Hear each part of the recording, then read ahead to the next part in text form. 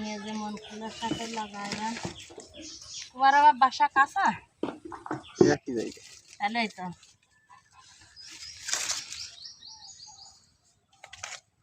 দর্শক, আমাদের সেই আনোয়ারা কাকি আজকের চুই ঝালের চারা তৈরি করেছে আমাদের জন্য, সেগুলো আজকের দিবে। আর চুই ঝাল আপনারাও লাগাবেন। চুই ঝাল একটা ভালো মশলা জাতীয়, উচ্চ ফলনশীল বা উচ্চ মূল্যের একটা মশলা বলা হয় এবং অনেক দামি। কাকি এগুলো কি সব? এই ছোট ছোট চারাগুলো কিসের? চুই ঝালের চারা। বাহ, চুই ঝালের চারা।